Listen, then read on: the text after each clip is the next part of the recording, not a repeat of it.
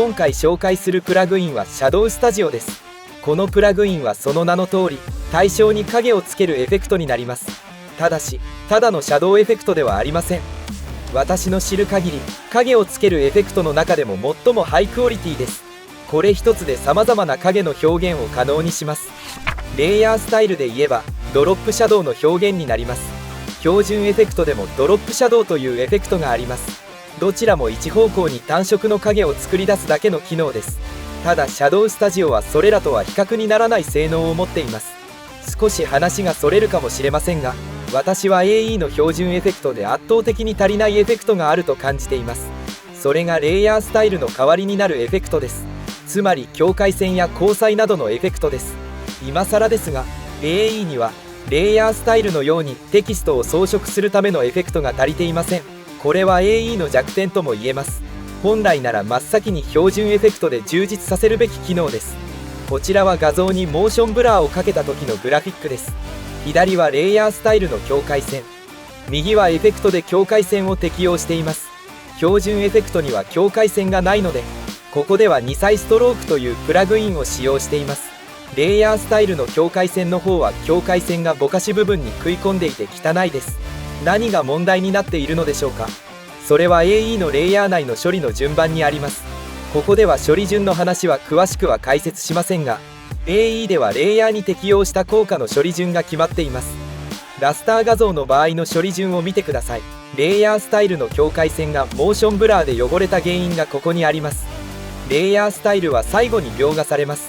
モーションブラーの後に処理されるということです。なのでこのように汚れてしまうのです。ではエフェクトの境界線はどうでしょう。エフェクトの境界線であればモーションブラーの前に処理されます。つまり境界線をつけた状態のグラフィックにモーションブラーをかけることができます。なのでこのように綺麗に境界線にもモーションブラーがかかります。何が言いたいかというと AE ではレイヤースタイルは使わない方がいいということです。レイヤースタイルはなるべくエフェクトで代用した方がいいです。なのでレイヤースタイルの代わりになるプラグインエフェクトを購入することは作業を効率化する上で重要になります。話がそれましたが、このような点でもシャドウスタジオは重要な意味を持つエフェクトの一つです。今後あなたにとって汎用性が高く使用頻度も高いエフェクトになるでしょう。シャドウスタジオの購入リンクは概要欄に貼っておきます。それではここからはシャドウスタジオを実際に触っていきます。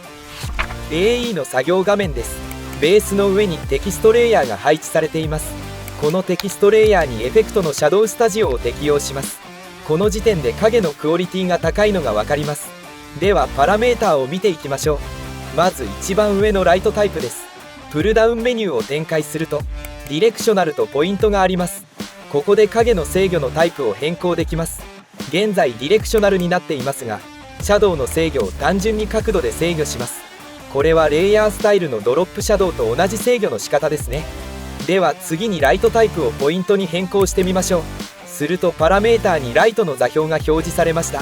ポイントにするとコンポジションパネルで直感的にライトの位置をこのように動かせます。影の伸び方もライトの距離によって変化します。ポイントの方がより細かい制御が可能です。影がよりリアルなのでグラフィックとしてすでにかっこいいです。レイヤースタイルでは作れない影を簡単に作り出せます。次はレンダラーの項目です。レートレースとスタンダードがありますが、レートレースの方がハイクオリティな影を作れます。基本レートレースを選択しておきましょう。その下のライトラディウスは光の半径を調整できます。このパラメーターは光の柔らかさだと思ってください。数値を大きくすると光が拡散され影が柔らかくボケます。逆に数値を小さくするとくっきりとした影になります。0にした時の見た目もかっこいいですね。ライトタイプをディレクショナルにするとライトソフトネスというパラメーターになります。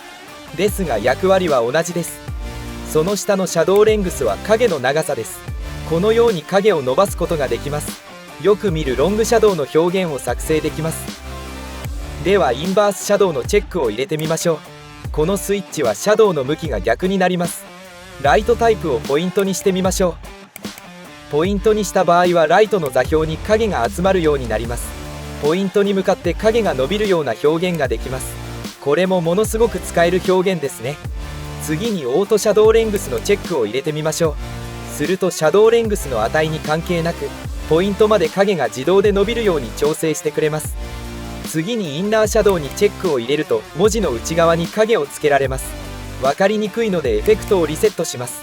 改めてインナーシャドウにチェックを入れてシャドウレングスで影の長さを短くします。これで文字の内側に影をつけられました。レイヤースタイルのシャドウ内側と同じ表現ですね。インナーシャドウではブレンドモードを設定できます。例えばステンシルアルファに設定するとこのようなエンボスのスペキュラを表現することもできます。今はノーマルに戻します。そして次のオパシティの項目で影の不透明度を調整できます。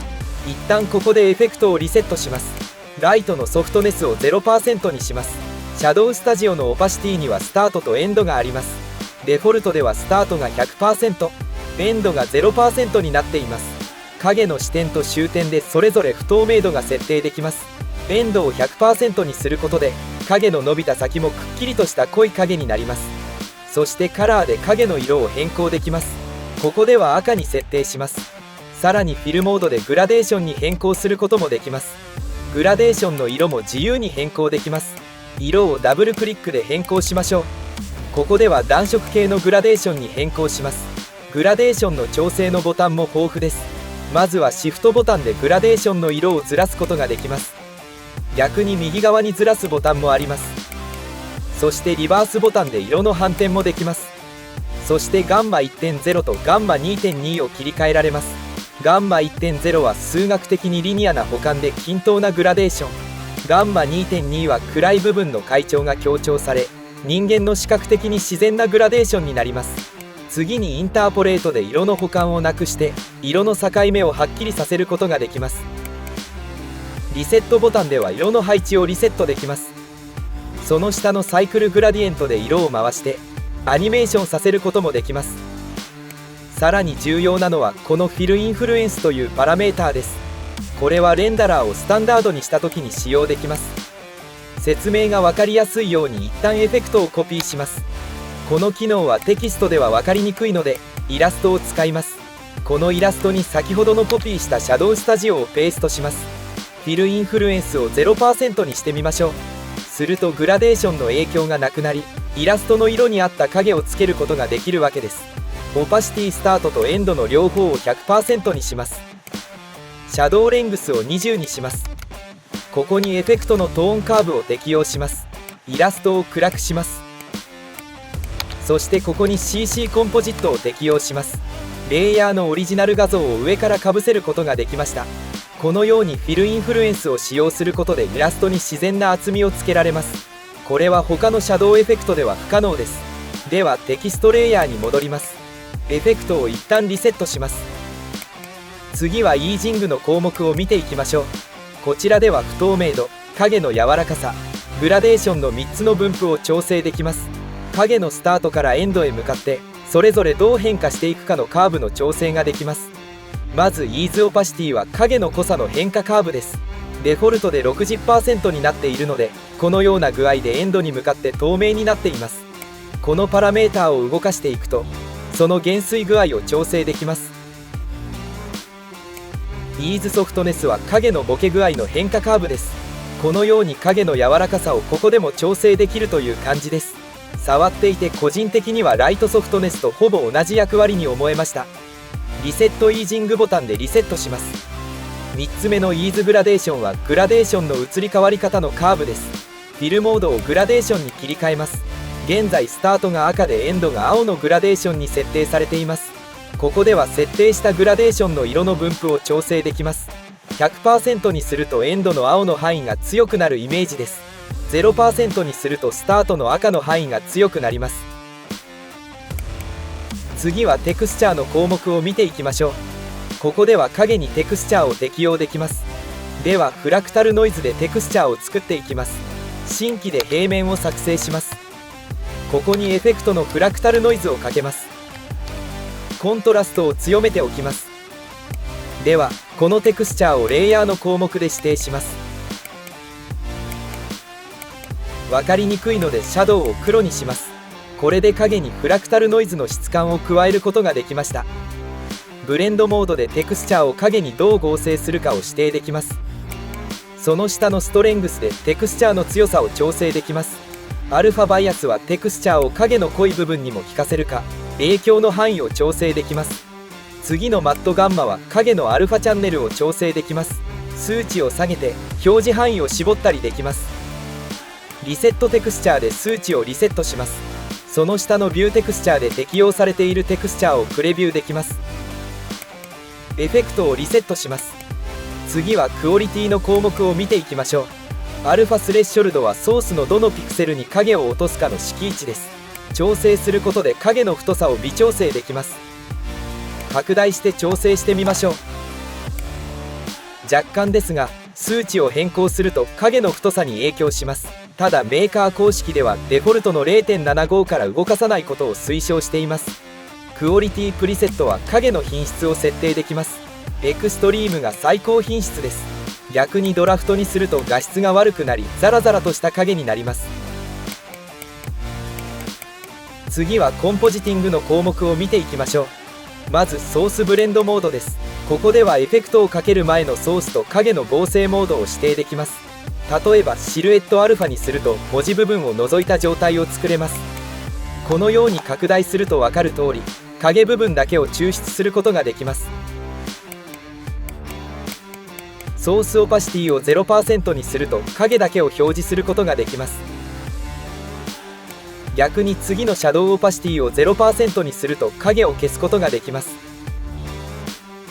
次のシャドウオフセットは影をずらして微調整することができます。拡大してみてみましょう。数値を0にすればテキスト周りから影をスタートさせることができます。逆に10にすれば影をテキストから離すことができます。最後にバッファエクスパンションですが、このパラメーターはメーカーによるとシャドウスタジオ3では使用することはないそうです。これで全てのパラメーターを説明できました。いかがだったでしょうか。特に難しいエフェクトではないということが理解していただけたと思います。適用するだけでリッチなドロップシャドウが得られるのでぜひ試してみてください。触ってもらうのが一番だと思います。テキストとの相性が抜群なので使う頻度も高いエフェクトになると思います。そして AE を触っている人なら大抵の人におすすめできるプラグインです。興味がある人は概要欄のリンクからチェックしてみてください。今回の動画はこれで終わりです。ご視聴ありがとうございました。